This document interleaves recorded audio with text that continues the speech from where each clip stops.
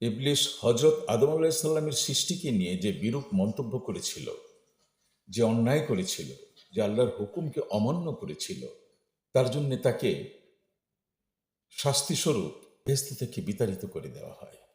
কিন্তু ইবলিস এমনই এক মেধাসম্পন্ন শক্তি ছিল যে আদম সম্পর্কে তার সমস্ত জ্ঞান অর্জন করা হয়ে যায়। আদম সম্পর্কে তার সমস্ত জ্ঞান সে অর্জন করে ফেলে। মহান আল্লাহর কাছ থেকে এমন সব শক্তি আদায় করে নেয় যে আদম সন্তানকে কাবু করার জন্যে প্রয়োগ করতে পারে।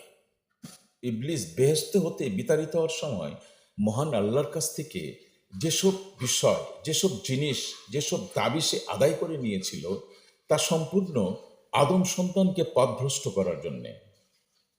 আদম সন্তানের শক্তিটা কতটুক তা সে জানার জন্যই কিন্তু আল্লাহর কাছ থেকে তার এই দাবিগুলোকে আদায় করে নিয়েছে।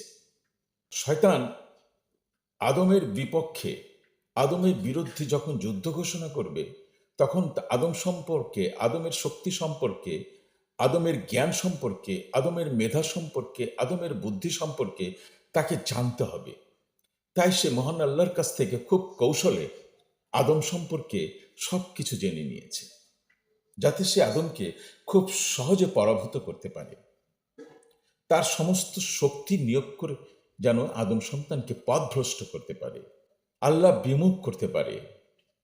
আদম সম্পর্কে সমস্ত কিছু সে যখন জেনে গেছে, তখন আদম সন্তানদেরও উচিত শয়তান সম্পর্কে তার সমস্ত শক্তি, তার সমস্ত মেধা, তার সমস্ত বুদ্ধি সম্পর্কে জানা।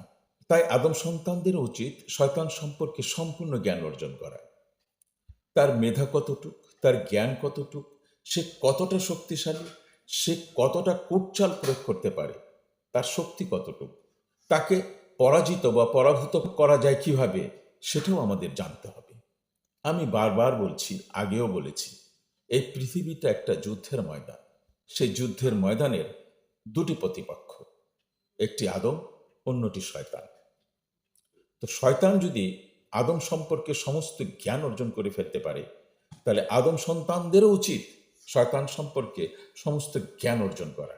তাহলে শয়তানের সাথে যুদ্ধে আমরা জয়ী হতে পারব। শয়তান আদম সন্তানকে কাবু করার জন্যে, আদম সন্তানের বিরুদ্ধে জয়ী হওয়ার জন্যই কিন্তু আল্লাহর কাছ থেকে সে সব কিছু আদায় করে নিয়েছে। তাই আমাদেরকেও শয়তান সম্পর্কে সম্পূর্ণ জ্ঞান অর্জন করতে হবে। শয়তানের বসবাসটা কোথায়, শয়তান কি খায়, শয়তান কোথায় থাকে, শয়তানের আসল অস্ত্রটা কি, শয়তানের ফাঁদ কি, সে কোন ফাঁদে ফেলে মানব সন্তানকে সহজে কাবু করে ফেলতে পারে, বশীভূত করতে পারে। আমার বলার উদ্দেশ্য, শয়তান সম্পর্কে জানানোর উদ্দেশ্যই হচ্ছে প্রতিপক্ষ আমাদের শয়তান, তার সম্পর্কে জানতে হবে। তবেই আমরা যুদ্ধের ময়দানে জয়ী হব শয়তানের বিরুদ্ধে, এবং আল্লাহর বিধান, আল্লাহর হুকুম এবং আল্লাহর নিয়ম পালন করার জন্যে আমরা পরিপূর্ণ একটা পবিত্র জীবন তৈরি করতে পারব। নামাজের উদ্দেশ্যে রওনা দেওয়ার পর সেই লোক যদি মসজিদে না ঢুকে অন্য কোথাও চলে যায়, বুঝতে হবে যে শয়তানের কুমন্ত্রণা, একটা প্রলোভন, একটা লোভ ওই লোকটার ভিতরে শয়তান ঢুকিয়ে দিয়েছে। বলা হচ্ছে যে আর একটু পরে নামাজ পড়লেও হবে, তুমি প্রথমে এই কাজটা করো, এটাতে তোমার বেশ কিছু টাকা আয় হবে। শয়তান কতটা সূক্ষ্ম পরিকল্পনা করেছে একজন মসজিদে নামাজ পড়তে যাওয়া ব্যক্তিকে মসজিদ থেকে ফিরিয়ে দেয়া। শয়তান প্রত্যেকটা মানুষের অন্তরে বাস করে, শিরা উপসরায়, রক্তের শিরা উপসরায় সে চলাচল করতে পারে। সে মানুষের চিন্তা ভাবনার সাথে চলতে পারে, যে একটা মানুষ এখন কি চিন্তা করতেছে, সে তখন সে চিন্তাটাকে বিপরীতমুখী করে দেয়। যদি আল্লাহর পথে হয় তখন বিপরীতমুখী করে দেয়, আর যদি খারাপ পথে হয় তখন সে তাকে প্ররোচিত করে, উৎসাহিত করে, অনুপ্রেরণা দেয়, বুদ্ধি পরামর্শ দেয় খারাপ কাজে লিপ্ত হওয়ার জন্য। শয়তান এতটাই শক্তিশালী। তো শয়তান থেকে বাঁচতে পারলেই তো আমাদের ইবাদত আল্লাহ কবুল করবে। এখন আমি নামাজে দাঁড়াইলাম, নামাজে দাঁড়ায়া আমি ইমাম সাহেবের পিছনে দাঁড়াইলাম আর বারবার আমি উম, আহ, হাই তুলতেছি, মাথা মুছতেছি। তো এইসব কাজ কি? তা আমার ধ্যানটা কোথায়? তা আমার সেই নামাজটা কি আসলে কি কবুল হওয়ার পথে রয়েছে? আমি যদি নামাজের একাগ্রতা না দেখাই, আমি যদি আমার নামাজের জন্য আল্লাহর আনুগত্য প্রকাশ না করি, তাহলে আমার নামাজটা কিভাবে কবুল হবে? একটা সাধারণ জ্ঞানে আমরা কি চিন্তা করতে পারি না এটা? এখানেও শয়তান খুব সূক্ষ্মতার সাথে আমাদেরকে এলোমেলো করে দিচ্ছে।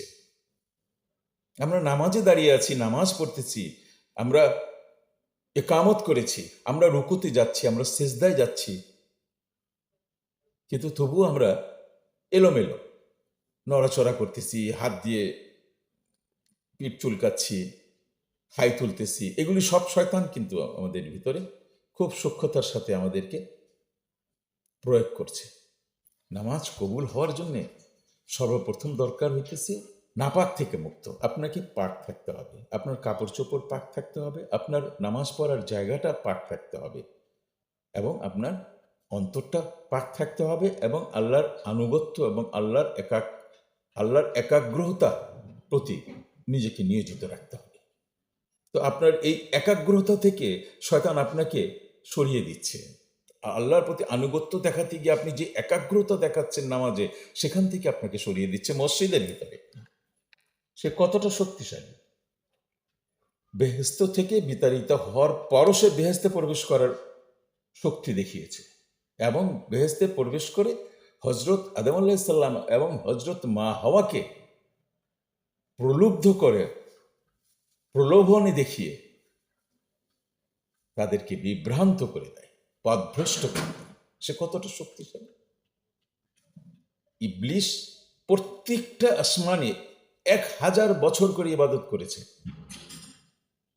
যখন তার ইবাদতে ফেরেশতারা মুক্ত হয়ে তাকে যখন প্রথম আসমানে নিল, তখন সে 1000 বছর প্রথম আসমান ইবাদত করল। তারপরে দ্বিতীয় আসমানের ফেরেশতারা তাকে সসম্মানে নিয়ে গেল, সেখানেও সে 1000 বছর। তৃতীয় আসমানে নিয়ে গেল সব ফেরেশতারা, সেখানেও সে 1000 বছর ইবাদত করলো। এভাবে সে ধাপে ধাপে ধাপে ধাপে সপ্তম আসমান পর্যন্ত উঠে গেল, 1000 বছর করে ইবাদত করতে করতে করতে করতে। সে কতটা ইবাদতকারী ছিল, কতটা পরেজগার ছিল, কতটা আল্লাহওয়ালা ছিল! মহান আল্লাহ যখন জিন জাতিকে সত্যের পথে আনার জন্য শেষ চেষ্টা করে যখন বিফল হয়, তখন মহান আল্লাহ স্বয়ং ইবলিসের কাছে আবেদন করে।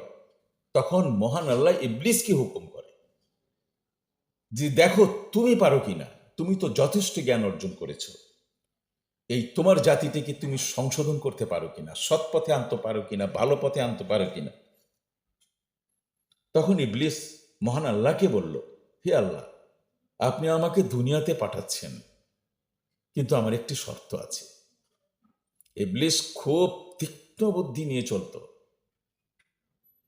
এতটা বুদ্ধি সম্পন্ন ইবলিসকে কল্পনার বাইরে। সে মহান আল্লাহকে বলল, হে আল্লাহ, আপনি আমাকে পৃথিবীতে পাঠাচ্ছেন, আমার একটি শর্ত আছে। আমি সারা দিন তাদেরকে হেদায়েতের বাণী শোনাবো, তাদেরকে সৎপথে আনার চেষ্টা করব, কিন্তু সন্ধ্যা হওয়ার আগেই আমি আবার আসমানে ফিরে আসব। এখানে আমি ইবাদত করব, এখানে আমার ফেরেশতাদেরকে আমি তালিম দেব। এই ফেরেশতাদের কাছ থেকে সে শিক্ষা গ্রহণ করেই সেই ফেরেশতাদেরকে সে তালিম দিয়েছে। এই ফেরেশতাদের সে উস্তাদ হয়ে গিয়েছে, সে এমন জ্ঞান অর্জন করেছে। মহান আল্লাহ বললেন, ঠিক আছে, তুমি সারাদিন তাদেরকে হেদায়েতের বাণী শুনিয়ে যদি সৎ পথে আনতে পারো ভালো, তারপরে তুমি সন্ধ্যার আগে আগে আসমানে চলে আসবে। তার ভয় ছিল, আমাকে না পৃথিবীতেই থাকতে হয়, কারণ তার দৃষ্টিটা ছিল অন্যদিকে, তার চিন্তা ভাবনাটা ছিল অন্যদিকে, তার আসল মতলবটা ছিল ভিন্ন।